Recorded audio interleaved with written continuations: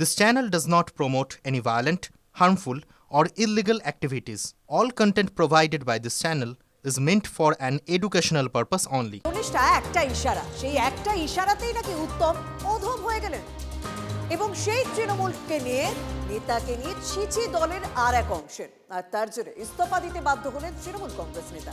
ভোটের মুখে কোচবিহারের মেখলিগঞ্জে জোড়া ফুল আর জোড়া রইল না, বাড়ছে কাদা ছোড়াছুড়ি।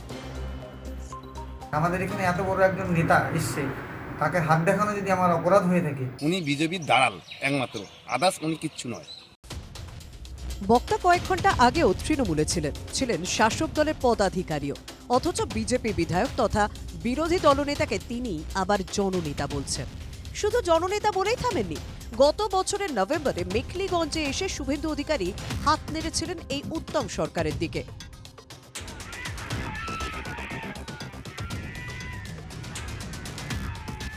উত্তম হাত নেড়ে সাড়া দেন। ভিডিও ভাইরাল হতেই কোচবিহারের মেখলিগঞ্জে শাসক দলের অন্দরে ঝড় ওঠে। শুভেন্দুকে হাত দেখিয়ে বিপাকে পড়েন তৃণমূল নেতা। তৃণমূলের একাংশের রোষে পড়ে দিলেন ইস্তফা। শুভেন্দু অধিকারী যখন আসে তখন আমার এই কাটার সামনে দিয়েই উনি যাচ্ছিলেন, তো কোনো কারণে উনি কাউকে হাত দেখিয়েছিলেন, আমি ওনাকে হাত দেখিয়েছিলাম। আমাদের এখানে এত বড় একজন নেতা এসছে, তাকে হাত দেখানো যদি আমার অপরাধ হয়ে থাকে। জেলা রাজনীতিতে অনেকেই বলেন কোচবিহারে জেলা তৃণমূল সভাপতি অভিজিৎ দে ভৌমিকের ঘনিষ্ঠ হিসেবে পরিচিত উত্তম।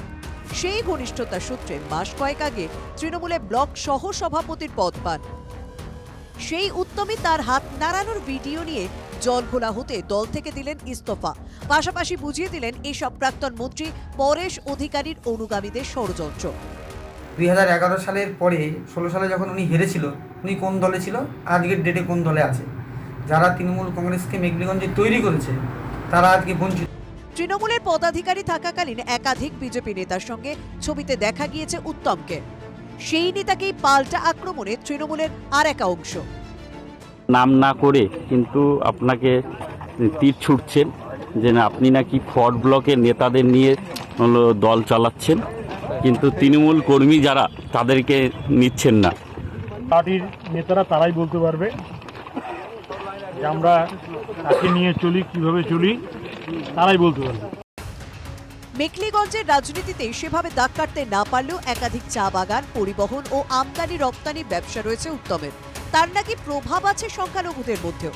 সেই উত্তমের তৃণমূল ত্যাগ মেখলিগঞ্জের শাসক দলের জন্য চাপের, নাকি সরকার নেই দরকার বলে পরেশপন্থীদের অতিরিক্ত আত্মবিশ্বাস বিপদের কারণ হবে, তা নিয়ে নানা চর্চা কোচবিহারের প্রান্তিক জনপদে।